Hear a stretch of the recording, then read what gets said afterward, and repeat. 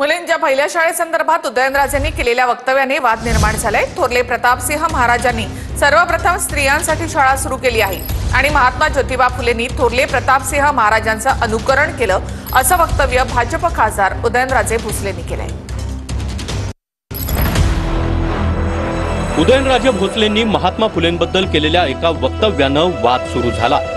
स्त्रियांसाठी पहिली शाळा थोरले प्रतापसिंह राजे भोसले यांनी सुरू केल्याचा दावा उदयनराजेंनी केला। थोरल्या प्रतापसिंह राजेंनी साताऱ्याच्या राजवाड्यात ही शाळा सुरू केली। महात्मा फुलेंनी त्याचं अनुकरण केलं असं उदयनराजे म्हणाले। महात्मा फुलेंनी थोरले प्रतापसिंह महाराज यांचं अनुकरण केलं। उदयनराजेंच्या या वक्तव्यानं ओबीसी नेते लक्ष्मण हाके आक्रमक झाले।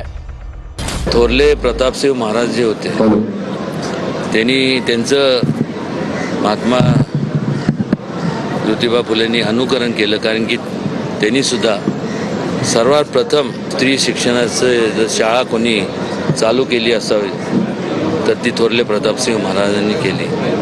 ती सुद्धा सातारच्या त्यांच्या स्वतःच्या राजवाड्यात केली। कुठलाही अभ्यास, कुठल्याही इतिहास, समाज शास्त्रज्ञ यांचा कोणताही सल्ला न घेता एका लोकसभेमधल्या खासदारांना अशी बेजबाबदारपणाची वक्तव्य करू नयेत असं आमचं मत आहे। आज महात्मा ज्योतिराव फुले यांची जयंती असताना त्या जयंतीच्या कार्यक्रमामध्ये जाऊन एवढी बेजबाबदारपणे कसं काय हे वागू शकतात, म्हणून पहिल्यांदा मी उदयनराजेंचा निषेध व्यक्त करतो। उदयनराजेंकडून खोटा इतिहास पसरवण्याचं काम होऊ नये असं काँग्रेस प्रदेशाध्यक्ष हर्षवर्धन सपकाळ म्हणाले। तर उदयनराजेंनी नवा शोध लावल्याची टीका ओबीसी नेते मंगेश ससाणे यांनी केली आहे। महात्मा ज्योतिबा फुलेंचं अनन्यसाधारण जे योगदान आहे ते आपल्या सगळ्यांच्या समोर आहे।